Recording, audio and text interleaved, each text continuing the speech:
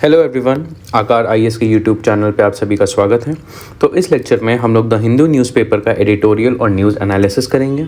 हम लोग देखेंगे कि जो अलग अलग एग्ज़ाम्स होते हैं, जैसे यूपीएससी होता है एंड आपका जैसे स्टेट पब्लिक सर्विस कमीशन के एग्ज़ाम्स होते हैं, उनके प्रीलिम्स एंड उनके मेंस के पर्सपेक्टिव से हम क्या क्या इंपॉर्टेंट चीज़ें हम न्यूज़पेपर से देख सकते हैं, क्या इंपॉर्टेंट चीज़ें पढ़ सकते हैं और क्या इररिलेवेंट चीज़ें हमें नहीं पढ़नी हैं। तो मेरा नाम है मृणाल कुमार। आज है 5 दिसंबर, फ्राइडे। तो चलिए देखते हैं क्या इंपॉर्टेंट आर्टिकल्स हैं। तो सबसे पहला तो है कि साइक्लोन आ रहा है अभी चेन्नई में, तो उसके बारे में हम लोग थोड़ा देखेंगे कि क्या नाम है साइक्लोन का, और इससे रिलेटेड थोड़ी साइक्लोन से रिलेटेड जो थ्योरी होती है वो चीज़ हम देखेंगे। उसके अलावा लद्दाख में गवर्नेंस इशू आ रहा है वहाँ पे, ठीक है। वहाँ पे आर्टिकल 370 के बाद वो यूटी बन गया है। अब वहाँ पे लोग स्टेटहुड की डिमांड कर रहे हैं, वहाँ गवर्नेंस में ऑटोनॉमी की डिमांड कर रहे हैं, तो उससे रिलेटेड आर्टिकल है। इसका भी हम लोग 6 शेड्यूल से रिलेटेड थोड़ी बहुत थ्योरी देखेंगे इसमें।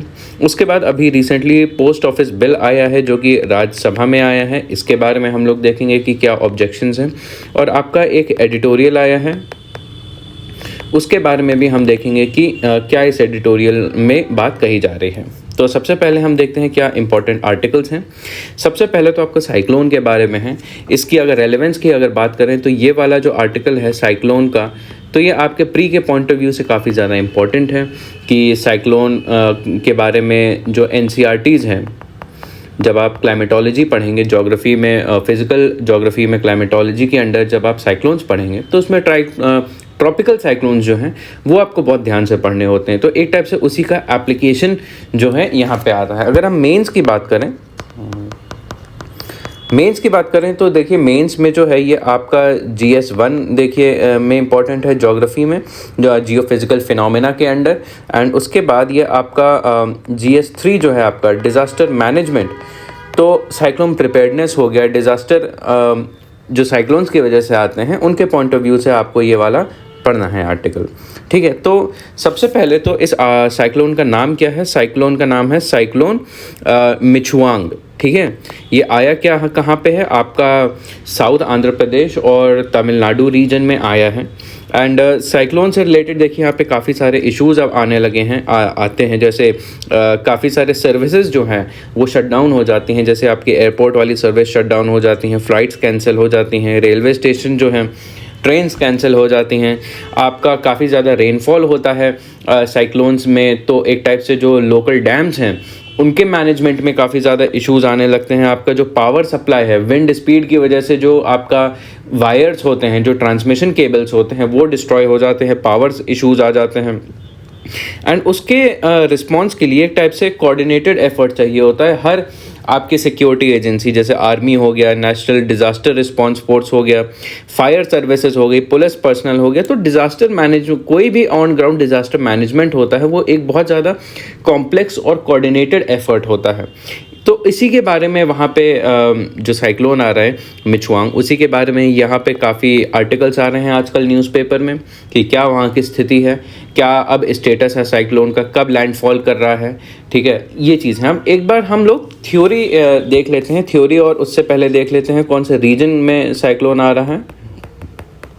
तो सबसे पहले देखिए ये है आपका बे ऑफ बंगाल रीजन, ठीक है। बे ऑफ बंगाल में ये जो आप ब्लैक डॉट देख रहे हैं ये साइक्लोन का पाथ है, ठीक है। साइक्लोन का ये वाला पाथ है। और देखिए ये जो इंडिया की कोस्टलाइन है, कोस्टलाइन में इस एरिया में इस साइक्लोन का सबसे ज़्यादा इम्पैक्ट है। देखिए यहाँ पे साइक्लोन जो है लैंडफॉल कर रहा है एंड यहाँ तक आते आते साइक्लोन का अभी डिसिपेट हो रहा है। अभी ये आपकी फ्यूचर ट्रैजेक्टरी है, ठीक है। IMD जो है एक मीटोलॉजिकल डिपार्टमेंट है इंडिया का, जो कि इसकी प्रेडिक्शन करता है। वो ये सारे मैप जारी करता है, वो बताता है कि कहाँ कहाँ पे जाते जाते साइक्लोन कैसे डेवलप कर रहा है, क्या विंड स्पीड होगी, कहाँ पे लैंडफॉल करेगा, कितने समय तक रहेगा। तो ये एक टाइप से बहुत इंपॉर्टेंट चीज़ होती है जो आपकी प्रेडिक्शन होती है। क्यों? क्योंकि जो प्रिडिक्शन होती है आपकी एक अर्ली वार्निंग सिस्टम की तरह काम करता है कि अगर हमें पता होगा कि साइक्लोन आ रहा है पहले से, तो यहाँ पे लोगों का इवैक्यूएशन करा सकते हैं, खाली करा सकते हैं लोगों को, ठीक है। हम एस्टिमेट कर सकते हैं कि हमें कितने फोर्स की ज़रूरत होगी, कहाँ कहाँ पे लोगों की डेंसिटी ज़्यादा है, कहाँ पे एफर्ट्स की ज़रूरत ज़्यादा पड़ेगी। तो पहले से अगर हमें पता होगा तो जो कैजुअल्टीज़ होती हैं, जो आपका डिस्ट्रक्शन होता है साइक्लोन से संबंधित, वो और कम हो जाता है अगर अर्ली वार्निंग सिस्टम हो। जैसे यहाँ पे IMD एक टाइप से डिजिटल प्रिडिक्शन कर रहा है, ये चीज़ बहुत ज़्यादा इंपॉर्टेंट होती है। तो ये वाला एरिया है, देखिए आपका ये वाला जो एरिया है ये आपका आंध्र प्रदेश है, और यहाँ पे आपका तमिलनाडु आता है। तो नॉर्दर्न तमिलनाडु और सदर्न आंध्र प्रदेश के जो डिस्ट्रिक्ट्स हैं वहाँ पे सबसे ज़्यादा इम्पैक्ट कर रहा है, और ओरिजिनेट आपका बे ऑफ बंगाल में कर रहा है। अब एक बार साइक्लोन से रिलेटेड ये चीज़ें देख लेते हैं। साइक्लोन क्या है? Large scale air masses characterised by low atmospheric pressure at the centre, creating violent world in atmosphere that moves from ocean towards the coast. तो देखिए साइक्लोन जो है आपका क्लाइमेटोलॉजी से रिलेटेड फिनोमेना है।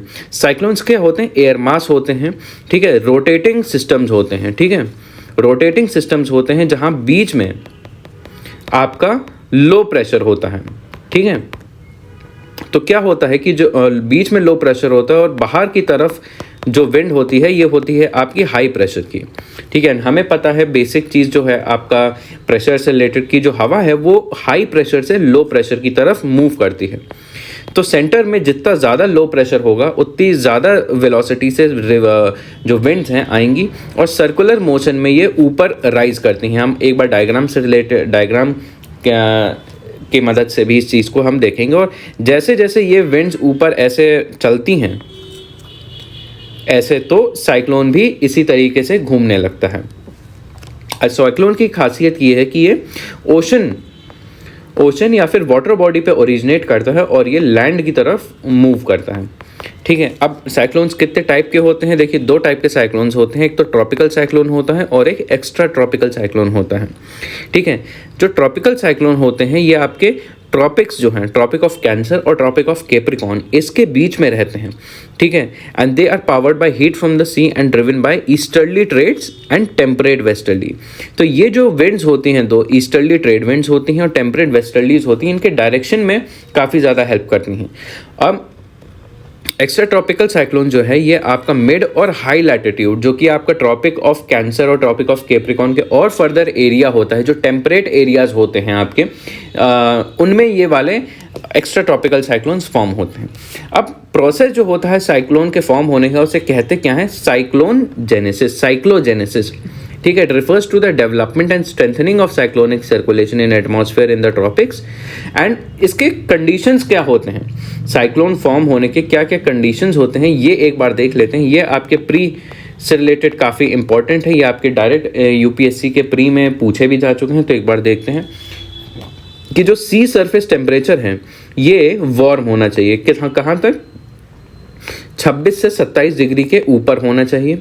जो रिलेटिव ह्यूमिडिटी है, जो हवा में जो मॉइस्चर है, नमी है, वो काफ़ी ज़्यादा हाई होनी चाहिए, दूसरी कंडीशन है।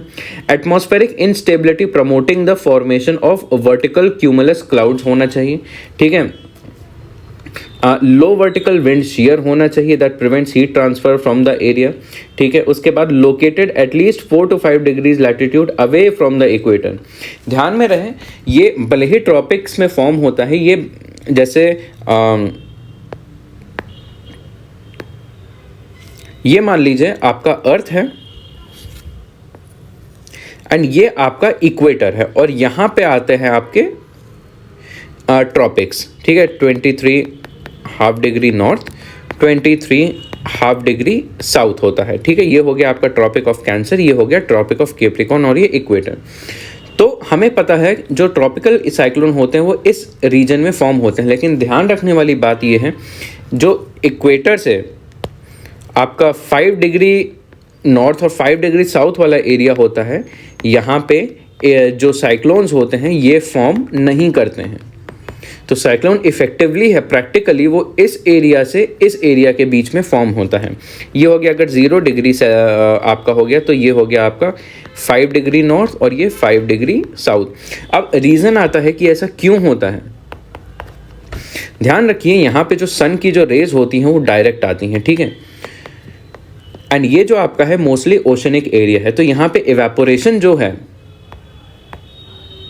इवेपोरेशन का रेट जो है काफ़ी ज़्यादा हाई रहता है। एंड इसकी वजह से आपके जो कन्वेक्शनल क्लाउड्स होते हैं, क्लाउड जो हैं, क्लाउड भी यहाँ पे काफ़ी ज़्यादा फॉर्म हो जाते हैं, ठीक है। क्लाउड होने की वजह से यहाँ इस रीजन में काफ़ी ज़्यादा हाई रेनफॉल होता है, ठीक है। तो रेनफॉल होने की वजह से यहाँ पे सब दो चीज़ें देखिए। सबसे पहली बात तो यहाँ पे क्लाउड्स बन रहे हैं, क्लाउड्स बन रहे हैं मतलब यहाँ पे काफ़ी ज़्यादा कन्वेक्शन हो रहा है, तो यहाँ पे काफ़ी ज़्यादा इनस्टेबिलिटी है, ठीक है। काफ़ी ज़्यादा इनस्टेबिलिटी है, काफ़ी ज़्यादा रेनफॉल की वजह से जो है ये एरिया इनसे कूल होता है। जो ये वाले एरिया होते हैं, जो सेंट्रल एरिया होता है, ये कंपैरेटिवली कूलर होता है। तो यहाँ पे साइक्लोन की कंडीशंस जो हैं एग्जैक्ट कंडीशंस नहीं बन पाती हैं। ये वाला जो एरिया है यहाँ पे साइक्लोन की कंडीशंस बन पाती हैं, ठीक है। ये ध्यान में रखने की बात होती है। उसके बाद tropical cyclones are characterised by heavy rainfall, violent winds and storm surge that have significant impact on human and animal life. अब एक बार मैप के मदद से हम देख लेते हैं इंडिया में कौन कौन सी जगहें जो है साइक्लोन से काफ़ी ज़्यादा वल्नरेबल हैं। तो सबसे पहले देखते हैं कौन से areas that are highly prone to cyclone, कहाँ पे साइक्लोन होने की काफ़ी ज़्यादा संभावना होती है। देखिए जो आपका डार्क ब्लू कलर में जो एरिया है, आपका ये वाला एरिया, आपका तमिलनाडु, केरला, आपका गुजरात, इन एरियाज़ में काफ़ी ज़्यादा हाई इंटेंसिटी साइक्लोन आते हैं, ठीक है। और इसके बाद में जो ये आपका लाइट ब्लू एरिया है, ठीक है, ये वाला एरिया है, यहाँ पे कंपैरेटिवली कम संभावना होती है साइक्लोन की। तो देखिए इंडिया की कोस्टलाइन कितनी है, 7,516 किलोमीटर की कोस्टलाइन होती है। उसमें से 76% जो आपकी कोस्टलाइन होती है वो आपकी साइक्लोन के अंडर वल्नरेबल होती है। तो ये एक टाइप से आपका बहुत इंपॉर्टेंट डेटा बन जाता है। तो देखिए जब भी कोई भी साइक्लोन और डिजास्टर मैनेजमेंट से रिलेटेड क्वेश्चन आता है तो आप इंट्रोडक्शन में डायरेक्टली आप इस डेटा के साथ इंट्रोड्यूस कर सकते हैं अपना क्वेश्चन, अपना आंसर, ठीक है। तो ये एक इम्पॉर्टेंट फैक्ट हो गया। ये आपके नंबर ऑफ स्टेट्स हो गए जो कि आपके साइक्लोन प्रोन हैं, ठीक है। आपका वेस्ट बंगाल हो गया, उड़ीसा हो गया, आंध्र प्रदेश हो गया, आपका चेन्नई हो गया, केरला हो गया, गोवा हो गया, कर्नाटक हो गया, महाराष्ट्र हो गया एंड गुजरात हो गया। ये जितने भी कोस्टल स्टेट्स हैं किसी ना किसी लेवल पे वल्नरेबल हैं। अब ये देखिए, ये है आपका vertical section of the tropical cyclone. ये फोटो है आपकी डायरेक्टली NCERT की, ठीक है। ये आपको बहुत ध्यान में रखना है। तो साइक्लोन का स्ट्रक्चर देखिए, जो ट्रॉपिकल साइक्लोन होता है स्पेशली, तो उसका क्या स्ट्रक्चर होता है देखिए। तो देखिए सबसे पहले शुरुआत करते हैं आई से। जो सेंट्रल एरिया, जो सेंटर होता है उसको आई कहते हैं। एंड जनरली यहाँ पे जो काफ़ी ज़्यादा लो प्रेशर एरिया होता है एंड यहाँ पे एयर जो है नीचे डिसेंड कर रही होती है, नीचे जा रही होती है, ठीक है। उसके बाद उसके साइड वाला जो एरिया होता है उसे कहते हैं आई वॉल। आई वॉल जो होती है, ये वाला जो एरिया देख रहे हैं आप, यहाँ पे हवा जो है काफ़ी ज़्यादा लो प्रेशर होती है और काफ़ी ज़्यादा राइज करती है और ये बाहर की तरफ जाती है। उसके बाद जो है, जो उसके बाद एरिया होता है उसको रेन बैंड कहते हैं। अलग अलग आपके रेन बैंड होते हैं, यहाँ पे अलग अलग इंटेंसिटी पे आपको रेनफॉल होती है। एंड जो आपके क्लाउड्स होते हैं, क्यूमुलस क्लाउड्स होते हैं और क्यूमुलोनिम्बस क्लाउड्स होते हैं, रेन बियरिंग क्लाउड्स होते हैं, ठीक है। एंड ये कहाँ तक होता है, अपर लिमिट क्या होती है, ये आपका ट्रोपोपॉज तक होता है। देखिए 15 किलोमीटर तक जो है साइक्लोन की हाइट जो होती है, 12 से 15 किलोमीटर के तक की इसकी हाइट होती है। एंड ये आपका रोटेटिंग विंड सिस्टम होता है। एयर इसमें ऐसे राइज करती है, बाहर जाती है और बाहर जाते हुए जितना भी एरिया कवर होता है उसमें रेनफॉल होता है और साथ ही साथ ये पूरा सिस्टम मूव भी करता है, ठीक है, फ्रॉम ओशन टू लैंड। अब इम्पॉर्टेंट आपका एक एस्पेक्ट आता है कि अलग अलग जो साइक्लोन होते हैं, साइक्लोन फानी हो गया, अम्फन हो गया, निसर्ग हो गया, इनकी नेमिंग कैसे करी जाती है, कैसे कैसे इनके अलग अलग तरीके के नाम आते हैं, ये इंपॉर्टेंट चीज़ है देखने वाली। सबसे पहली बात तो नेमिंग अथॉरिटी कौन होती है, कौन सी अथॉरिटी है जो बताती है कि हाँ इसका ये नाम होगा या नहीं होगा। देखिए, are named by regional specialised meteorological centres and tropical cyclone warning centres located in different region worldwide, ठीक है। तो ये दो आपका रीजनल स्पेशलाइज्ड मेट्रोलॉजिकल सेंटर और ट्रॉपिकल साइक्लोन वार्निंग सेंटर हैं, ये एक अथॉरिटी होती हैं। IMD is responsible for naming cyclone in North Indian Ocean region including the Bay of Bengal. तो अलग अलग ऐसी IMD जैसी अलग अलग बॉडीज़ होती हैं जो कि अपने अपने रीजन में साइक्लोन को नेम करती हैं, और अलग अलग नेशंस के बीच में कोलैबोरेशन होता है साइक्लोन को लेके। कि देखिए एक साइक्लोन जो है अलग अलग नेशंस को इम्पैक्ट करता है। कि देखिए जो इंडिया में साइक्लोन आएगा, मान लीजिए उड़ीसा में साइक्लोन आएगा, कहीं ना कहीं उसका इम्पैक्ट जो है बांग्लादेश में भी हो सकता है, कहीं ना कहीं उसका इम्पैक्ट आपका म्यांमार के कोस्ट में भी हो सकता है, कहीं ना कहीं उसका इम्पैक्ट श्रीलंका में भी हो सकता है। तो इम्पॉर्टेंट है कि उस साइक्लोन का एक ही नाम हो ताकि उसे कॉमन नेम से रेफर किया जा सके। तो इस काम में अलग अलग जो देश होते हैं वो आपस में कोलैबोरेशन करते हैं, ठीक है। इन जो ईयर 2000 है, a group of Nations including Bangladesh, India, Maldives, Myanmar, Oman, Pakistan, Sri Lanka, Thailand decided to name cyclones in the North Indian Ocean region. 5 more countries were added in 2018: Iran, Qatar, Saudi Arabia, UAE, Yemen. तो इतने group of countries हैं जो इस cyclone naming exercise में part लेती हैं। अब नाम सिलेक्ट कैसे होता है देखिए, पैनल ऑन ट्रॉपिकल साइक्लोन जो है of world meteorological organisation and united nation economic and social committee of the Asia Pacific finalises the list of names. Member countries submit suggestion. Names are chosen to reflect the cultural, social, geographical significance. तो देखिए अलग अलग जो countries हैं ये अपनी एक cyclones की लिस्ट देती हैं, किसको सबमिट करती हैं, इन्हें सबमिट करती हैं। आपका वर्ल्ड मीटरोलॉजिकल ऑर्गेनाइजेशन के अंडर एक पैनल ऑन ट्रॉपिकल साइक्लोन करके एक ऑर्गेनाइजेशन है, प्लस ESCAP यूनाइटेड नेशन का इकोनॉमिक एंड सोशल कमीशन है। ये नाम सारे देखती हैं और ये डिसाइड करती हैं किस साइक्लोन का क्या नाम होना चाहिए। The IMD released a list of 169 cyclone names in April 2020, including suggestion from member nations. These names are used sequentially as cyclones develop in the region. When a cyclone forms and meets the naming criteria, the responsible authority assigns the next name from the list. This is used in official communication and advisories related to cyclone, aiding in identification and tracking. ठीक है, ये हो गया naming का criteria कि एक list of names है।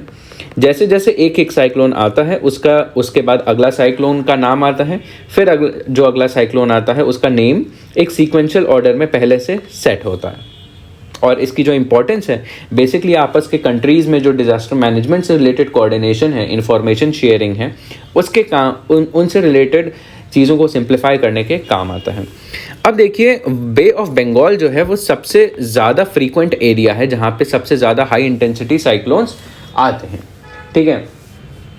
तो ऐसा क्यों है? Bay of Bengal are typically more intense than those in Arabian sea. कि देखिए जो इंडियन ओशन है, ठीक है, इंडियन सब कॉन्टिनेंट है, वहाँ पे यहाँ पे अरेबियन से बे ऑफ बंगाल आता है एंड यहाँ पे अरेबियन सी आता है। देखिए ये हमें पता है कि कई सारे साइक्लोन यहाँ से भी आए हैं, कई सारे यहाँ से भी आए हैं, लेकिन जो बे ऑफ बंगाल है यहाँ से अरेबियन सी के मुकाबले ज़्यादा साइक्लोन आते हैं। तो ऐसा क्यों है? सबसे पहला है the Arabian Sea region experiences winds directed towards the Arabian Peninsula leading to efficient heat dissipation and cooler waters unfavourable for cyclone formation. सबसे पहला रीज़न है कि जो अरेबियन सी से रिलेटेड विंड्स होती हैं ये आपका अरेबियन पेनिनसुला के डायरेक्शन में जाती हैं, ठीक है। तो और यहाँ पे विंड्स का कैरेक्टरिस्टिक ऐसा होता है कि यहाँ पे हीट जो है बिल्डअप नहीं हो पाता, जिसकी वजह से साइक्लोन का जो पहला कैरेक्टरिस्टिक होता है कि हीट रिक्वायरमेंट होती है वो फुलफिल नहीं हो पाता है। ये पहला रीज़न है। Shape of the land mass surrounding the Bay of Bengal slows down and weakens the winds resulting in less efficient heat dissipation continuous warm water services. दूसरा रीज़न ये है कि जो यहाँ का जो बनावट है इस पूरे एरिया की वो देखिए ऐसी है कि यहाँ से जो विंड होती हैं ये एक टाइप से डिसिपेट नहीं हो पाती, ठीक है, जिसकी वजह से जो हीट ट्रांसफ़र है वो नहीं हो पाता और जो बे ऑफ बंगाल है वो लगातार गर्म होता जाता है। तो देखिए जितना ज़्यादा ओशन सरफेस गर्म होगा उतना ज़्यादा साइक्लोन आने की संभावना होगी। The presence of rivers like Ganga, Brahmaputra adds warm moisture to the Bay of Bengal fuelling cyclone intensification. तो रिवर्स का यहाँ पे रोल होता है। The east coast characteristic shape attract cyclones, Coriolis effect causes their movement in north west and anti clockwise direction, ठीक है। उसके बाद है flat plains of the east coast offer little resistance to the winds coming winds and incoming cyclones. तो यहाँ का जो physiography है, यहाँ की जो फिजिकल आपका जो बनावट है पूरे एरिया की फिजियोग्राफी है, ये एक बेसिकली मेन रीज़न है कि अरेबियन सी में कम साइक्लोन आते हैं, बे ऑफ बंगाल में ज़्यादा, क्योंकि ये वाला एरिया ज़्यादा हीट अप हो जाता है अलग अलग फैक्टर्स की वजह से। अब इंडिया में साइक्लोन मैनेजमेंट कैसे क्या होता है कि देखिए, इफेक्टिव साइक्लोन मैनेजमेंट के लिए क्या क्या चाहिए होता है, आपका प्रिपेयर्डनेस चाहिए होता है, mitigation, response and capacity development. ये बेसिकली 4 कंपोनेंट्स हैं किसी भी डिजास्टर मैनेजमेंट से रिलेटेड। तो साइक्लोन में क्या क्या मैनेजमेंट से संबंधित चीज़ें हैं, अर्ली वार्निंग सिस्टम है, ठीक है, अलग अलग ऑब्जर्वेशनल सिस्टम इंडिया यूज़ करता है, जैसे इंडियन मीटरोलॉजिकल डिपार्टमेंट के बारे में मैंने बताया कि ये फोरकास्ट देता है, पहले से वेदर की सैटेलाइट इमेजेस को कैप्चर करता है और फिर प्रेडिक्शन करता है। मिटिगेशन मेजर्स में क्या क्या लिए गए हैं, जैसे साइक्लोन शेल्टर्स होते हैं, जैसे इंफ्रास्ट्रक्चर होता है, एम्बैंकमेंट होते हैं, बंद होते हैं, ठीक है, ये हो गए आपके स्ट्रक्चरल मेजर्स। अब अगर नॉन स्ट्रक्चरल मेजर्स की अगर बात करें तो जैसे हो गया CRZ रेगुलेशन होता है, जैसे coastal zone regulation, coastal regulation zone होते हैं जैसे, ठीक है, उसके बाद बायोशील्ड हो गए, जैसे मैंग्रोव हो गए, ठीक है, जैसे आपके कोरल रीफ्स हो गए, इनको प्रोटेक्ट करते हैं क्योंकि मैंग्रोव्स जो है साइक्लोन्स को की विंड्स को काफ़ी ज़्यादा रोकते हैं। रिस्पॉन्स में क्या आता है, जैसे रिलीफ मेजर्स होते हैं, रेस्क्यू होता है, इवैक्यूएशन होता है, एसेंशियल सर्विसेज होते हैं और रिहैबिलिटेशन एफर्ट्स आपके रिस्पांस में आते हैं। और इसका मैनेजमेंट में अगला एस्पेक्ट क्या है, आपका awareness generation and capacity development, ठीक है, ताकि लोगों को पता चल सके कि साइक्लोन क्या है, क्या संभावना होती है इसके आने की, ठीक है, क्या डैमेज हो सकता है, लोगों का जो लोकल नॉलेज है उसको यूटिलाइज किया जा सके और जो आपकी डिज़ास्टर मैनेजमेंट एजेंसीज़ हैं उनके साथ बेटर कोऑर्डिनेशन किया जा सके। ये इंपॉर्टेंस होती है आपकी अवेयरनेस की। अब देखिए चैलेंजेस इंडिया में क्या आते हैं साइक्लोन मैनेजमेंट से रिलेटेड, ठीक है, एक बार वो देख लेते हैं। जैसे आपका प्रिवेंशन जो है, प्रिवेंशन पे बहुत ज़्यादा फोकस नहीं किया जाता है। प्रिवेंशन मतलब जैसे क्लाइमेट चेंज हो रहा है, ठीक है, वो एक इम्पॉर्टेंट फैक्टर होता है इंक्रीजिंग इंटेंसिटी ऑफ साइक्लोन का, ठीक है, उस पर कम ध्यान दिया जा रहा है। Vulnerability of coastal population particularly poor and marginalise, जो लोकल फिशरमैन होते हैं, ठीक है, उनका काफ़ी ज़्यादा लाइवलीहुड डिस्टर्ब हो जाता है, उनके पास अवेयरनेस कम होती है, तो जब साइक्लोन आता है तो वो उनको भी डैमेज होता है, ठीक है। Lack of coordination between stakeholders and local bodies, जो अलग अलग लेवल की बॉडीज़ है, जैसे स्टेट डिज़ास्टर रिस्पॉन्स फोर्स हो गया, नेशनल डिज़ास्टर रिस्पॉन्स फोर्स हो गया, डिस्ट्रिक्ट लेवल का भी डिज़ास्टर मैनेजमेंट फोर्स होता है, और जो अलग अलग NGOs हो गए, पब्लिक हो गए, उनके बीच में कोऑर्डिनेशन नहीं हो पाता है, ये एक इंपॉर्टेंट इशू होता है। अर्ली वार्निंग टेक्निक्स नहीं होती हैं, पुअर बिल्डिंग प्रैक्टिसेस होती हैं, कच्चे घर होते हैं, या फिर जो बिल्डिंग कोड द्वारा अप्रूव किया जाता है वो नहीं किया जाता है, जिसकी वजह से बिल्डिंग्स जो है कमज़ोर होती हैं और ढह जाती हैं। Limited preparedness of state disaster response force होता है। लैक ऑफ अवेयरनेस होता है लोगों में, ठीक है, कि जैसे प्लान्स होते हैं मैनेजमेंट एजेंसीज़ के कि अगर साइक्लोन आएगा तो स्टेप बाय स्टेप ये फॉलो होगा, लेकिन अगर लोगों में अवेयरनेस नहीं होगी तो वो पूरा का पूरा जो सीक्वेंस वाइज प्लान होता है वो बिगड़ जाता है, और जो कोऑर्डिनेशन होता है वो पुअर होता है। Ineffective regulation of coastal zones, ठीक है, जो हमने कोस्टल रेगुलेशन जोन की बात करी, उनका इम्प्लीमेंटेशन नहीं हो पाता है। जहाँ पे बोला जाता है कि घर नहीं बनवाना चाहिए, वहाँ पे लोग घर बना देते हैं, कॉलोनीज इस्टेब्लिश कर लेते हैं, जहाँ पे साइक्लोन आता है तो डैमेज होता है। Lack of coordination among the local communities होता है। तो ये सारे रीजंस हो गए। अब उसके बाद आपका एक और आर्टिकल आता है, Ladakh leaders want home ministry to empower locals, ठीक है। तो यहाँ पे बेसिकली क्या बात करी जा रही है कि जो लद्दाख है ये अभी यूनियन टेरिटरी है, इसे एडमिनिस्टर कौन कर रहा है, सेंटर कर रहा है, लेकिन यहाँ के जो लोकल्स हैं, ठीक है, यहाँ के लोकल्स बेसिकली आपके ट्राइबल्स हैं, एंड कहीं ना कहीं ये वाला जो आपका लद्दाख रीजन है अगर जोग्राफिकली देखें तो काफ़ी ज़्यादा आइसोलेटेड है, हिली एरिया है, यहाँ का टेरेन काफ़ी ज़्यादा हार्श है, यहाँ का क्लाइमेट हार्श है। तो कहीं ना कहीं यहाँ पे आप जो डेवलपमेंटल इश्यूज़ हैं ये काफ़ी ज़्यादा यहाँ पे बढ़ जा रहे हैं। स्पेशली आपके आर्टिकल 370 के बाद यहाँ पे एक्सपेक्ट किया गया था काफ़ी ज़्यादा डेवलपमेंट होगा, लेकिन ये अभी नहीं हो रहा है। तो क्या हो रहा है, यहाँ पे जो लोकल्स हैं ये डेवलपमेंट के डिमांड के लिए प्रोटेस्ट कर रहे हैं। तो उस प्रोटेस्ट के बाद अभी रिसेंटली सेंटर के साथ लोकल पॉपुलेशन जो लोकल लीडर्स हैं उनकी मीटिंग हुई है। तो उसी मीटिंग के बारे में ये पूरा आर्टिकल है, ठीक है। तो बेसिकली यहाँ पे क्या हो रहा है, द इश्यूज ऑफ यहाँ पे प्रॉब्लम्स क्या हो रहा है कि जो लोकल लोग हैं उनको एम्पावर नहीं किया जा रहा है, ठीक है। डेवलपमेंट के नाम पे लोगों का ट्रस्ट डेफिसिट हो रहा है, लोगों को भरोसा नहीं हो रहा है, ठीक है। ये लोग जो लोकल पॉपुलेशन है उनकी डिमांड है कि जो लोकल जॉब्स हों वो लोकल लोगों के लिए रिजर्व्ड हो, लद्दाख लोगों के लिए रिजर्व्ड हों, ठीक है। एंड इन लोगों को इलेक्शंस में और रिप्रेजेंटेशन चाहिए, अपनी और भागीदारी चाहिए, और ये चाह रहे हैं कि जो यूनियन टेरिटरी है इसको ट्राइबल स्टेटस मिल जाए अंडर 6th शेड्यूल। तो इन्हीं सब डिमांड्स को लेके अभी ministry of home affairs minister जो हैं अमित शाह जी, उनके साथ अभी मीटिंग हुई, ठीक है। तो वहाँ पे उन लोगों ने अभी रिसेंटली मीटिंग हुई, अपनी डिमांड्स उनके सामने रखी, एंड मिनिस्ट्री ने भी इंश्योर किया कि हाँ इन्होंने अब अपने डिमांड्स रखी हैं, इनको लेके अब फर्दर इम्प्रूवमेंट होगा, ठीक है। एंड ये अभी तक की पहली स्ट्रक्चर्ड मीटिंग थी कि लोग जो लद्दाख पॉपुलेशन है वहाँ के जो अलग अलग बॉडीज़ हैं, रिप्रेजेंटेटिव बॉडीज़ हैं, उनके लीडर्स आके अपने पर्टिकुलर डिमांड्स सेंटर के सामने रखी हैं। एंड इनका ये काफ़ी ज़्यादा ग्रीवियंस है कि कहीं ना कहीं जो डेवलपमेंट हो रहा है उसमें लोगों का जो भागीदारी है वो बहुत कम है।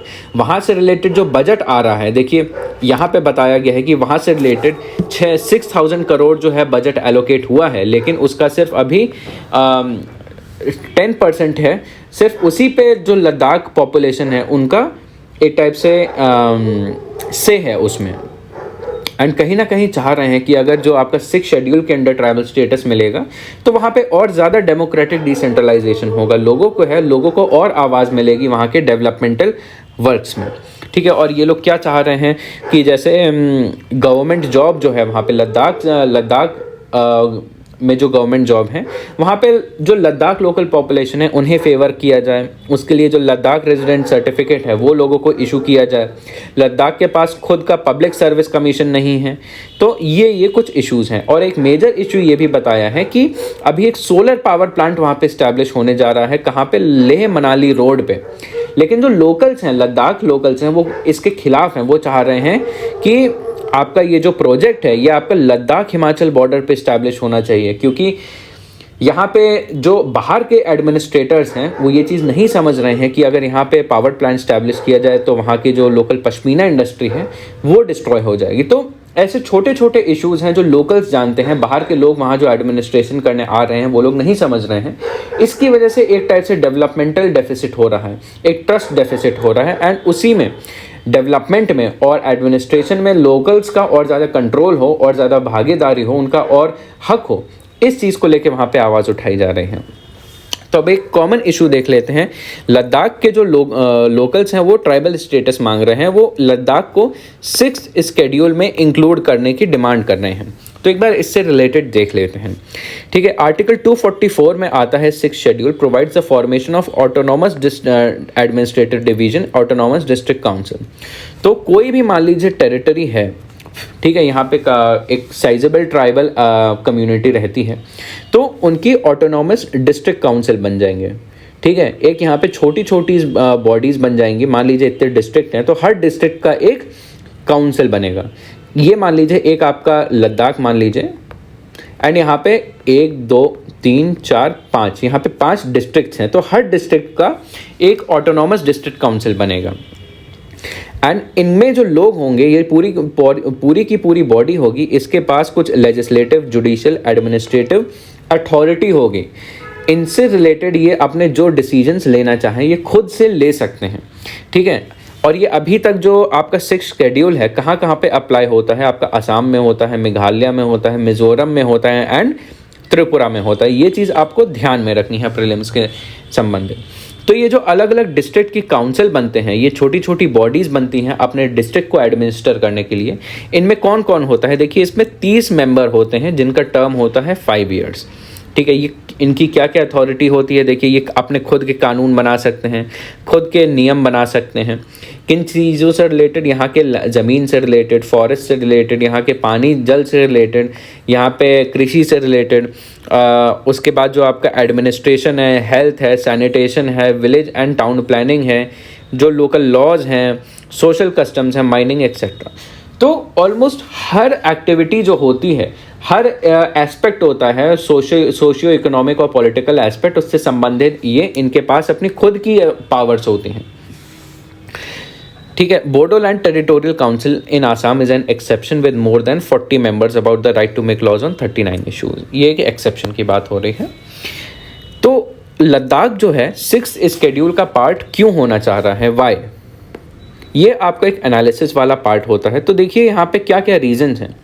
सबसे पहली बात तो यहाँ ट्राइबल पॉपुलेशन की संख्या काफ़ी ज़्यादा है कि 2011 का जो सेंसस हुआ था, लद्दाख में पाया गया कि जो ट्राइबल हैं, जो आदिवासी हैं, वो उनकी संख्या लगभग 80% है पूरे लद्दाख में। तो इसलिए दूसरी बात है लोकल एस्पिरेशंस। ठीक है, कि आर्टिकल 370 जो है रिपील किया गया था, नए यूटीज़ बनाए गए थे। ठीक है, ये इस प्रॉमिस के साथ कि वहाँ पे डेवलपमेंट होगा, लेकिन वहाँ पे डेवलपमेंट नहीं हुआ। लेकिन लोगों की उम्मीदें अभी भी इस चीज़ को लेके काफ़ी ज़्यादा बढ़ी हुई हैं कि 6th शेड्यूल के माध्यम से वहाँ पे और डेवलपमेंट हो सकता है। दूसरा रीज़न है कि वहाँ से रिलेटेड काफ़ी ज़्यादा नेग्लिजेंस किया गया है। ठीक है, जो आपका ले डिस्ट्रिक्ट है, ले डिस्ट्रिक्ट बहुत पहले से डिमांड रही है कि उन्हें यूटी दिया जाए एंड वहाँ पे 6th शेड्यूल दिया जाए। ठीक है, वहाँ पे लेजिस्लेचर को काफ़ी डिनाई किया गया है। ठीक है, कि जम्मू एंड कश्मीर और लद्दाख के अलग होने के बाद जम्मू कश्मीर को तो लेजिस्लेचर मिला, लेकिन लद्दाख को लेजिस्लेचर नहीं मिला। तो इस चीज़ को लेके काफ़ी ज़्यादा इशू है। उसके बाद रिप्रेजेंटेशन है कि वहाँ का जो पूरा एडमिनिस्ट्रेशन है, वो जो ब्यूरोक्रेट्स होते हैं, जो सरकारी सिविल सर्वेंट्स होते हैं, पूरा एडमिनिस्ट्रेशन सिर्फ उन्हीं के हाथ में है।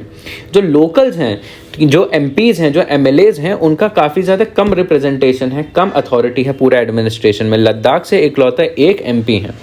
उसके बाद डोमिसाइल क्राइटेरिया हो गया कि लोगों को डर है कि आर्टिकल 370 के रिपील होने के बाद जो पूरी पावर है वो ब्यूरोक्रेट्स के हाथ में शिफ्ट हो जाती है। ठीक है, एंड उसके बाद लॉज जो है और ज़्यादा लिबरलाइज होने के बाद वहाँ के जो लैंड, एम्प्लॉयमेंट, डेमोग्राफी और कल्चरल आइडेंटिटी है वो कम हो जाएगी। तो उसको प्रिजर्व करने के लिए वहाँ के लोगों का मानना है 6th शेड्यूल से और कल्चर को और ज़्यादा प्रिजर्व कर सकते हैं।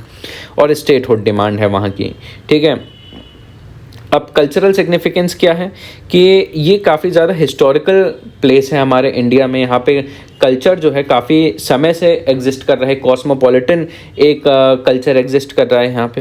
एंड ये एशिया के लिए एक बहुत ज़्यादा सेंट्रल लोकेशन हुआ करता था। ठीक है, ये एक टाइप, यहाँ पे काफ़ी ज़्यादा कल्चरल डाइवर्सिटी होती थी। ये यहाँ से रिलेटेड काफ़ी ज़्यादा कल्चरल बाउंड्रीज होती थी, जैसे चाइना हो गया, अफ़गानिस्तान हो गया, आपका नॉर्दर्न टेरिटरीज हो गई, साउथ में इंडिया हो गया। तो इसलिए लद्दाख काफ़ी ज़्यादा इंडिया के लिए कल्चरली भी इम्पॉर्टेंट है।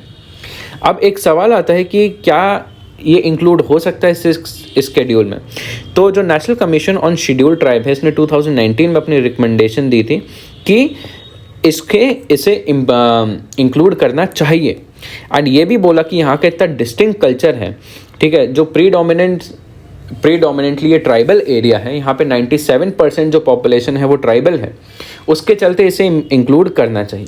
अब इसके चलते लीगल हर्डल्स क्या क्या आ सकते हैं कि ऐसा बोला जाता है कि 6th शेड्यूल के जगह यहाँ पे इसको 5th शेड्यूल की टेरिटरी में इंक्लूड किया जा सकता है, या फिर exclusive provisions for north east, मतलब notably no region outside the north east has been included in 6th schedule। 6th schedule में जो भी रीजन्स हैं वो सिर्फ नॉर्थ ईस्ट में ही हैं। लद्दाख जो है वो नॉर्थ इंडिया में आता है, हिली डिस्ट्रिक्ट में आता है। और उसके बाद ये भी है कि इसको करने के लिए कॉन्स्टिट्यूशन अमेंडमेंट की ज़रूरत पड़ेगी, तो एक पॉलिटिकल विलिंगनेस की ज़्यादा ज़रूरत पड़ेगी। अब इसके बाद आपका आर्टिकल आता है आपका Rajya Sabha passes post office bill parties to oppose free hand to officers. तो अभी राज्यसभा में एक बिल पास हुआ जिसका क्या नाम था आपका पोस्ट ऑफिस बिल था और ये रिपील करता है आपका पोस्ट ऑफिस एक्ट 1898 का। इसका फंक्शन क्या होता है, जो आपका जो पोस्ट ऑफिसेज हैं अब एक टाइप से बेटर उनकी फंक्शनिंग हो, ठीक है, उनकी सर्विसेज बेटर हों एंड बैंकिंग सर्विसेज के तौर पे वो और अच्छे से एफिशिएंटली एक्ट परफॉर्म कर सकें, उसके लिए ये पूरा बिल है। Will ensure effective functioning of postal department and messenger service and as banking facility, ठीक है। अब यहाँ पे क्रिटिसिज्म क्या हो रहा है, इसकी क्या क्या इससे रिलेटेड अपोजिशन है, ठीक है। इससे रिलेटेड ये है कि इस वाले जो बिल है इसमें एक सेक्शन 9 है।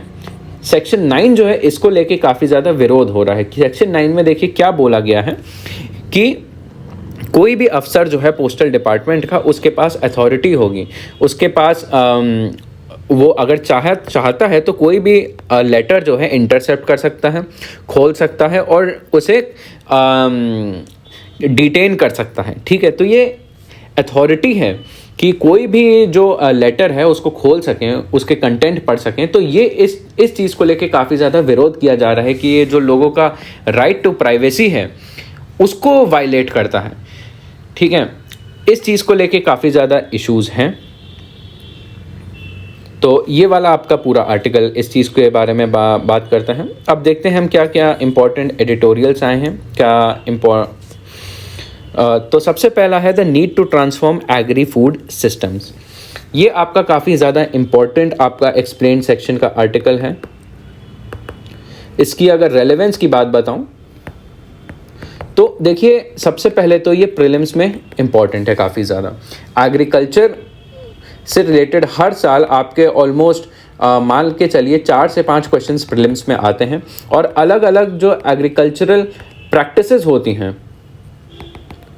कि जैसे पर्माकल्चर हो गया, मिक्स्ड फार्मिंग हो गया, इंटरक्रॉपिंग हो गया, ऐसे जो कीवर्ड्स होते हैं उनसे रिलेटेड डायरेक्ट क्वेश्चंस आते हैं। और अगर हम मेंस की अगर बात करें, मेंस में देखिए यहाँ पे आपका GS 3 जो है एग्रीकल्चर जो है उसके अंडर आपको ये चीज़ पढ़ने की ज़रूरत है कि एग्रीकल्चर में अब सप्लाई चेन में क्या क्या इश्यूज़ आ रहे हैं एंड क्या क्या सल्यूशंस हो सकते हैं, ठीक है। उस पॉइंट ऑफ व्यू से आपको इस आर्टिकल को रेफ़र करना है। तो चलिए एक बार देखते हैं इस आर्टिकल में क्या बताया गया है।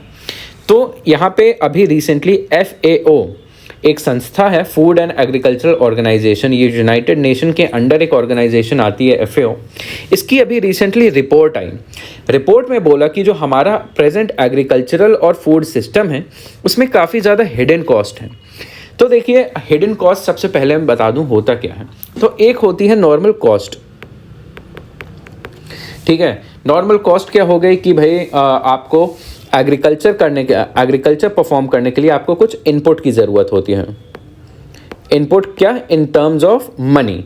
इनपुट कैसा, इन टर्म्स ऑफ सीड्स हो गया, इन टर्म्स ऑफ हार्वेस्टिंग हो गया, इन टर्म्स ऑफ लैंड हो गया। तो ये हो गया आपका नॉर्मल कॉस्ट। लेकिन मान लीजिए आपने राइस की फार्मिंग करी, ठीक है। राइस की फार्मिंग मान लीजिए आप राजस्थान में कर रहे हैं, तो कहीं ना कहीं इसके काफ़ी ज़्यादा नेगेटिव इम्पैक्ट्स हैं कि यहाँ पे आपका न्यूट्रिशनल इश्यूज़ आते हैं, यहाँ पे काफ़ी ज़्यादा हंगर इश्यूज़ बन जाते हैं, ठीक है। मोनोक्रॉपिंग इश्यूज़ आते हैं, ठीक है। यहाँ पे सॉइल इरोजन होता है, यहाँ पे सॉइल कंटामिनेशन होता है आपका केमिकल फर्टिलाइज़र को यूज़ करके। तो ये सारी की सारी कुछ नेगेटिव चीज़ें हैं। इन नेगेटिव एस्पेक्ट्स को फुलफिल कवर करने के लिए जो आपका कॉस्ट लगता है वो होता है आपका हिडन कॉस्ट, कि आपका कल्टीवेशन के टाइम पे तो नहीं दिखता लेकिन आउटकम में जो उस एग्रीकल्चर से रिलेटेड जो और खर्चा आता है कि सॉइल के एडवर्स इफेक्ट्स को काउंटर करने के लिए जो खर्चा आता है, आपका हंगर को कर्ब करने के लिए जो खर्चा आता है, सॉइल के इम्प्रूवमेंट डिग्रेडेशन के बाद जो इम्प्रूवमेंट के बाद जो खर्चा आता है, दैट इज़ हिडन कॉस्ट, जो सामने नहीं दिखती है बट बैकग्राउंड में एग्जिस्ट करती है। तो ये बताया है इस रिपोर्ट में एग्रीकल्चर, हमारा जो प्रेजेंट फूड सिस्टम है एग्रीकल्चर का, उसकी काफ़ी ज़्यादा हिडन कॉस्ट है। ग्लोबली इसकी हिडन कॉस्ट 10 ट्रिलियन है और इंडिया में 11% है। एंड इसका इम्पैक्ट क्या है, देखिए इसका इम्पैक्ट, हिडन कॉस्ट इतनी ज़्यादा है इंडिया में, लगभग 11% एग्रीकल्चर जो आपका एग्रीकल्चर की हिडन कॉस्ट है वो 11% ऑफ द जीडीपी है। अब इसकी वजह से आपका पॉवर्टी बढ़ती है, इन्वायरमेंटल इफ़ेक्ट्स, नेगेटिव इफ़ेक्ट्स बढ़ते हैं, लोगों का डाइटरी पैटर्न जो है वो बिगड़ जाता है, और हेल्थ कॉस्ट, इस हेल्थ से रिलेटेड काफ़ी ज़्यादा कॉस्ट आते हैं। इन सब का रीज़न क्या है आपका हिडन कॉस्ट का?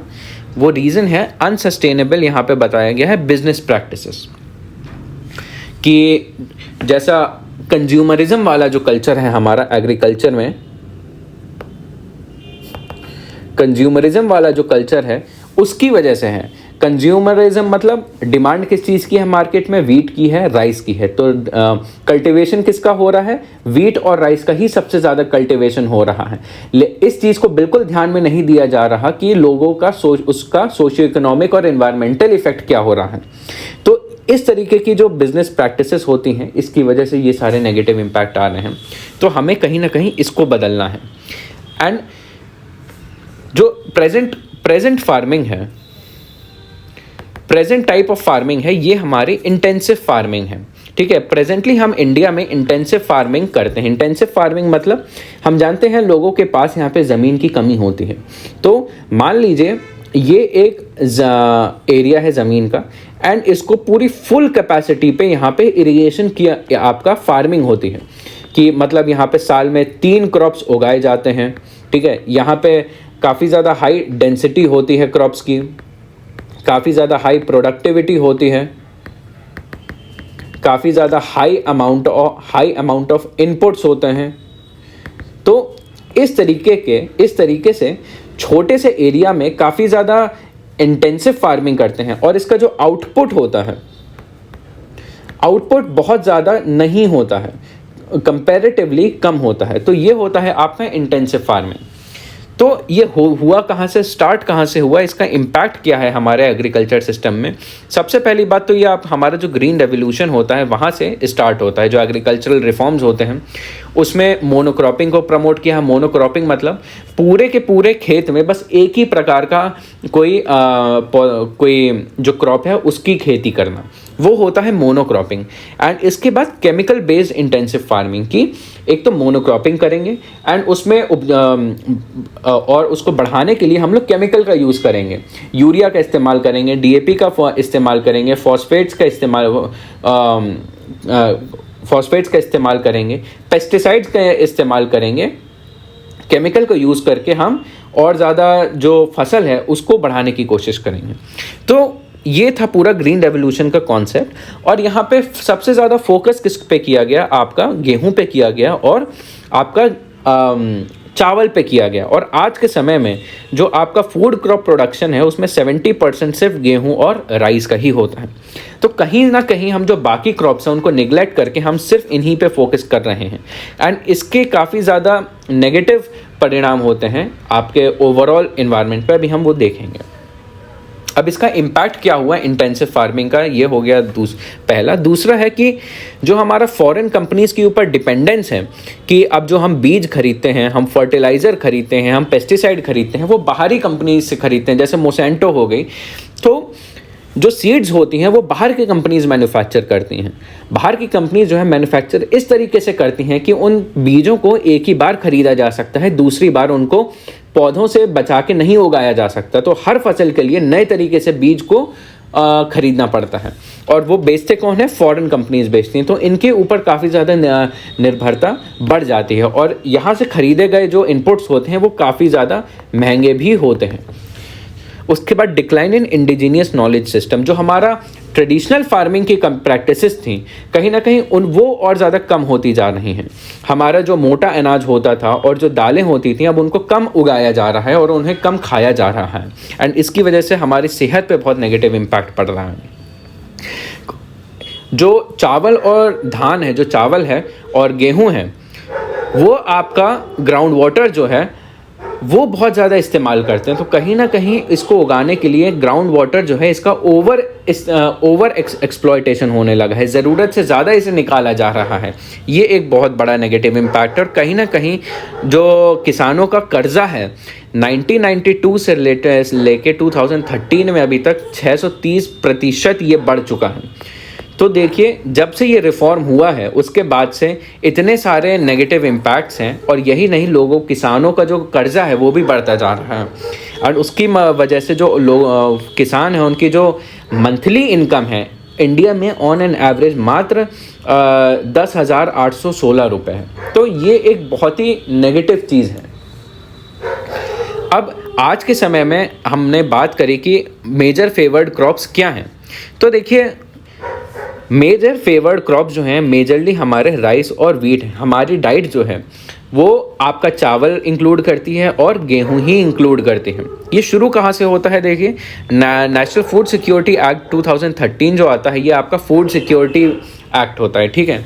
ये आपका इंश्योर करता है कि जो लोग हैं लगभग 65% जो पुअर इंडियंस हैं उन्हें मुफ्त में या फिर बहुत कम दाम में अनाज मिल सके आपका पब्लिक डिस्ट्रीब्यूशन सिस्टम के थ्रू, जैसे मिड डे मील हो गया, इंटीग्रेटेड चाइल्ड डेवलपमेंट सर्विसेज हो गए। और इन सबको प्रोक्योर कौन करता है? फूड कॉरपोरेशन ऑफ इंडिया करता है। कैसे? अपना बफर स्टॉक बनाता है, अपना ट्रांसपोर्टेशन मैनेजमेंट करता है, स्टोरेज करता है। एंड ये करता है किन क्रॉप्स के लिए है? ये जो ऑर्गेनाइजेशन है पूरा फूड सिक्योरिटी जो देखता है इंडिया का, ये सिर्फ राइस और वीट का ही फूड्स को ही प्रोक्योर करता है। इसका अगर डेटा के माध्यम से भी देखें तो 2019 से 2020 के बीच में राइस जो है 514.2 लाख टन जो है फूड कॉरपोरेशन ऑफ इंडिया ने प्रोक्योर किया। वीट जो है 341.32 लाख टन, और जो अदर्स हैं जैसे आपका मोटा अनाज है वो मात्र 3.3 लाख टन ही इसने प्रोक्योर करा।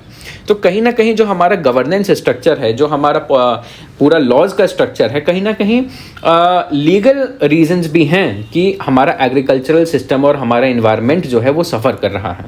इसके अलावा जो हमारा मोटा अनाज है जैसे बाजरा हो गया, रागी हो गया, ज्वार हो गया, वो ओवरऑल प्रोक्योरमेंट जो है, जो सरकार खरीद रही है अनाज, उसका 1% से भी कम है। और जो उसका एरिया है, जो ज़मीन है जिस पे इसकी खेती की जा रही है, वो भी लगातार कम होती जा रही है। 1966 से 2017 के बीच अभी तक 20% की गिरावट आई है आपका मोटे अनाज की खेती में। एंड इसके अलावा देखिए और क्रॉप्स क्या हैं जिन्हें आज के प्रेजेंट सिस्टम में फेवर किया जाता है। एक तो आपका राइस हो गया, वीट हो गया, बाकी जो वाटर इंटेंसिव क्रॉप्स मतलब जो पानी की बहुत ज़्यादा कंज्यूम करें, जो पानी को बहुत ज़्यादा डिमांड करते हैं, जैसे आपका शुगर केन हो गया, जो गन्ना हो गया, गन्ने को काफ़ी ज़्यादा सिंचाई की ज़रूरत होती है, पानी की बहुत ज़्यादा डिमांड होती है। इनका काफ़ी ज़्यादा प्रोडक्शन जो है, इनकी खेती काफ़ी ज़्यादा आज के समय में प्रमोट की गई है। कैसे? बिजली की सब्सिडी देते हैं, डीजल की सब्सिडी देते हैं, जिसकी मदद से क्या करते हैं लोग? ग्राउंड वाटर एक्सट्रैक्ट करते हैं इनके इरिगेशन के लिए। डैम्स बहुत ज़्यादा बनने लगे हैं ताकि जो खेत हैं, जो वाटर इंटेंसिव क्रॉप्स हैं, उनकी इरिगेशन किया जा सके। अब इनका परिणाम क्या है कि जो आपका बाकी क्रॉप्स होते हैं, जो आपके बाकी क्रॉप्स होते हैं उनका कल्टीवेशन कम होता है, ठीक है। बायोडाइवर्सिटी और ज़्यादा कम होने लगती है, ग्राउंड वाटर और ज़्यादा कम होने लगता है, एयर और वाटर पोल्यूशन है वो और भी ज़्यादा बढ़ जाता है। अब इसका सल्यूशन क्या हो सकता है? अब इस आर्टिकल में बात करी है कि क्रॉप डाइवर्सिफिकेशन जो है वो एक सल्यूशन है। कि क्रॉप डाइवर्सिफिकेशन क्या है कि जैसे हम अभी सिर्फ गेहूं उगा रहे हैं या फिर सिर्फ राइस उगा रहे हैं, इससे आगे बढ़ के हम इन्हीं के एडिशनल और भी क्रॉप्स उगाएं, जैसे आपका मिलेट्स हो गया, ठीक है। इस तरीके के ये जो क्रॉप्स बताए हैं, देखिए इंटर क्रॉपिंग करी जाए, एक ही खेत पे एक से ज़्यादा चीज़ों की खेती की जाए, जैसे लेग्यूम हो गया, दालें हो गई, आपका ऑयल सीड हो गया जैसे सरसों हो गया, आपका जो पेड़ पौधे हो गए फल फ्रूट के लिए, आपका जो फॉडर क्रॉप्स होते हैं वो, इनके बेनिफिट क्या होता है? आपका क्रॉप डाइवर्सिफिकेशन, इंटर क्रॉपिंग का बेनिफिट क्या होता है? आपका कमर्शियल क्रॉप से आपका कैश आता है। फूड एंड फॉडर जो होता है आपके पशुपालन में जो उनको खाने की ज़रूरत होती है और जो इंसानों को खाने की ज़रूरत होती है, उन दोनों की भरपाई हो जाती है। जो मिट्टी होती है, मिट्टी की जो फर्टिलिटी होती है वो भी अच्छी बनी रहती है। जो कीड़े मकोड़े होते हैं, ठीक है, पेस्ट होते हैं, उनका भी कम इम्पैक्ट होता है और जो आपका इकोसिस्टम होता है वो भी हेल्दी बना रहता है। अब क्रॉप डाइवर्सिफिकेशन में मिलेट्स का काफ़ी बड़ा रोल होता है आज के समय में, ठीक है। क्यों मिलेट्स की क्या ऐसी खास बात है कि आज के समय में क्रॉप डाइवर्सिफिकेशन और उनके बेनिफिट्स को इतना बढ़ावा दिया जा रहा है? सबसे पहली बात तो जितनी एक खेत में फसल चावल की होती है, ठीक है, धान की होती है, लगभग उतनी ही आपकी मिलेट्स की होती है। मिलेट्स जो है और ज़्यादा न्यूट्रिशन होता है इनमें।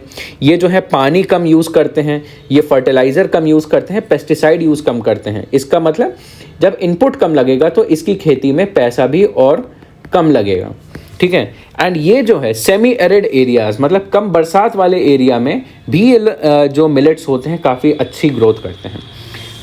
अब यहाँ पे देखिए दोनों एस्पेक्ट हमें देखने पड़ेंगे। यहाँ पे ऑथर ने बोला है कि हाँ, डाइवर्सिफिकेशन करना अच्छा है, एंड ये चीज़ भी जानना इंपॉर्टेंट है कि डाइवर्सिफिकेशन से हो सकता है जो प्रोडक्टिविटी वो हो सकता है थोड़ी सी कम हो जाए, लेकिन जो हमारे नेचुरल सिस्टम है वो बचे रहेंगे, और जो हमारा न्यूट्रिशनल सिक्योरिटी है, फूड सिक्योरिटी के जो अंडर आता है, वो भी आपका बना रहेगा।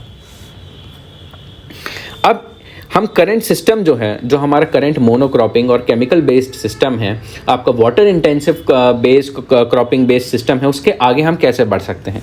तो एक टाइप से ये जो हमें पुराने सिस्टम से नए सिस्टम में चेंज करना होगा। देखिए सबसे पहली बात तो वो एक ग्रेजुअल और सिस्टमेटिक होगा, धीरे धीरे होगा और प्लान्ड वे में होगा। कैसे कर सकते हैं हम? नेचुरल पेस्टिसाइड्स हो गया, इंटीग्रेटेड फार्मिंग हो गया, वैल्यू एडिशन हम लोग और बढ़ा सकते हैं, मिक्स्ड फार्मिंग कर सकते हैं, लाइफ स्टॉक और पोल्ट्री को इंटीग्रेट कर सकते हैं। जो फाइनेंसेस होते हैं फार्मर्स के, उनको डिवाइड कर सकते हैं। कैसे? फार्मर्स जो है अपने खेत में 70% जो है कमर्शियल क्रॉप्स उगाएं, ठीक है, 20% जो इनपुट है वो फूड एंड फॉडर क्रॉप्स में दें, और 10% है वो इन्वायरमेंटल सर्विसेज में दें। और इसी के साथ जो आपका एग्रो फॉरेस्ट्री है कि जो ट्री स्पीसीज हैं उनको भी इंटीग्रेट करें अपने फार्मिंग में। अब उसके बाद ये बताया गया है कि हम क्रॉप डाइवर्सिफिकेशन तो कर लेंगे, बट उससे संबंधित आगे और भी कुछ चैलेंजेस हमारे सामने एग्जिस्ट करते हैं, कि जैसे सीड वाली जो हमने बात करी, सीड यूजेज में हमें और ज़्यादा इंडिजीनियस होना पड़ेगा, इंडिया में ही हमें सीड डेवलपमेंट करना पड़ेगा। फार्म लेबर का बहुत बड़ा इशू आता है, मार्केट एक्सेस का बहुत बड़ा इशू आता है, ये अलग ही पूरा इशू है। ये कुछ एरियाज़ हैं जिन्हें आगे चल के हमें कोऑर्डिनेट करके इन पे फोकस करना पड़ेगा, ठीक है। एंड इसको हम कर कैसे सकते हैं?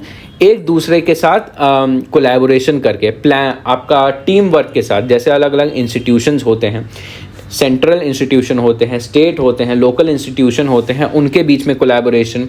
जो पॉलिसी मेकर्स होते हैं उनके बीच में कोलैबोरेशन, और सोशल ग्रुप्स होते हैं, NGOs होते हैं, SHGs होते हैं, आपका फार्मर प्रोड्यूसर ऑर्गेनाइजेशंस होती हैं। इन सब के बीच में अच्छे से काफ़ी ज़्यादा कोऑपरेशन और कोलैबोरेशन होनी चाहिए, तब जाके जो हमारी न्यू पॉलिसीज़ हैं वो हमारी फेवरेबल बन पाएंगे, और हमारा एग्रीकल्चरल सेक्टर जो है वो और ज़्यादा बेटर हो पाएगा। तो ये था आपका पूरा आर्टिकल। तो अब हमने आज जो पढ़ा है, जो आर्टिकल्स देखे हैं, उनसे संबंधित हम जो UPSC के प्रीवियस ईयर क्वेश्चंस होते हैं आपके प्री के, एक बार हम उन्हें देख लेते हैं। तो ये हुआ है आपका सबसे पहला क्वेश्चन। आप इस क्वेश्चन को पॉज करिए और आंसर कमेंट बॉक्स में इसको आंसर करिए। This is question number 1 with related to cyclones, ठीक है, ये आपका साइक्लोन से रिलेटेड है। ये है आपका सेकंड क्वेश्चन, ये आपका वाटर एफिशिएंट क्रॉप्स से रिलेटेड है, इसको आप कमेंट में आंसर करिए। ये हो गया आपका थर्ड क्वेश्चन, ये आपका फार्मिंग प्रैक्टिसेस जो होती हैं उनसे रिलेटेड। देखिए यहाँ पे पर्माकल्चर फार्मिंग की बात हो रही है, और यहाँ पे कन्वेंशनल केमिकल फार्मिंग के कुछ पॉइंट्स के बारे में बात हो रही है। ये 4 ऑप्शंस हैं, आप इनको आंसर करिए इन स्टेटमेंट्स को रीड करके। ये हो गया आपका एक मेंस का क्वेश्चन, ये है what are the present challenges before crop diversification, how do emerging technologies provide an opportunity for crop diversification, ठीक है। इस क्वेश्चन को आप अटेम्प्ट करिए फॉर 250 वर्ड्स एंड 15 मार्क्स। आप कमेंट बॉक्स में इसको आंसर करिए एंड आपको उस क्वेश्चन का आंसर का रिव्यू मिल जाएगा। सो आई होप आपको ये लेक्चर यूज़फुल लगा होगा। अगर आपको कोई भी इशू हो या कोई भी डाउट हो तो आप कमेंट बॉक्स में डायरेक्टली पूछ सकते हैं, उसमें आपको उसका उत्तर मिल जाएगा। Till then, thank you.